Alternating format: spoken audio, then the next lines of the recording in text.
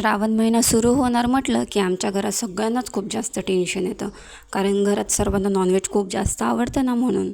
आणि श्रावणात तर आपल्याकडे कोणी नॉनव्हेज खात नाही. आमच्याकडे तर श्रावण महिना सुरू झाल्यापासून ते दसऱ्यापर्यंत कोणीच नॉनव्हेज खात नाही.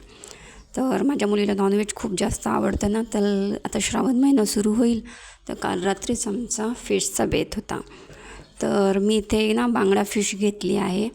तर ती स्वच्छ धुवून घ्यायची. त्यामध्ये मीठ, हळद, लाल तिखट, अद्रक लसूणची आणि कोथिंबिरीची पेस्ट टाकायची.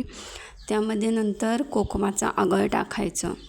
कोकमाचा आगळ नसेल तर मग लिंबाचा रसही तुम्ही टाकू शकता. तर ते छान इथे मिक्स करून घ्यायचं. आणि हा मसाला पूर्ण फिशला छान कोट झाला पाहिजे.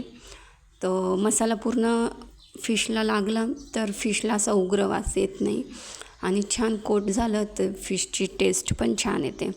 तर हा मसाला इथे कमीत कमी 15 मिनटं आणि जास्तीत जास्त अर्धा तास फिश मॅरिनेट करून घ्यायचे.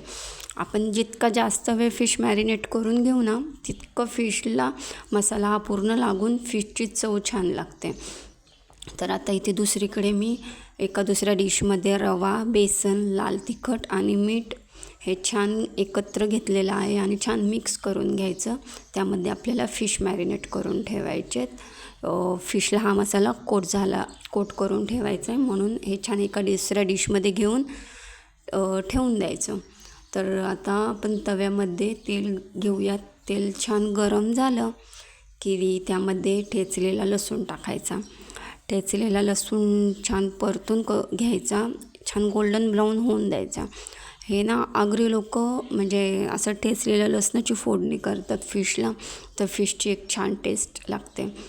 तर आता आपण इथे लसूण गोल्डन ब्राऊन करून घेऊयात आणि त्यामध्ये रव्याच्या मिश्रणामध्ये मॅरिनेट केलेले फिश तव्यामध्ये टाकून छान गोल्डन ब्राऊन होईपर्यंत परतून घ्यायचे.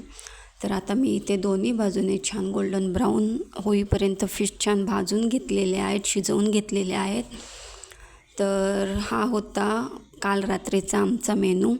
सो तुम्ही पण या जेवायला. बाय.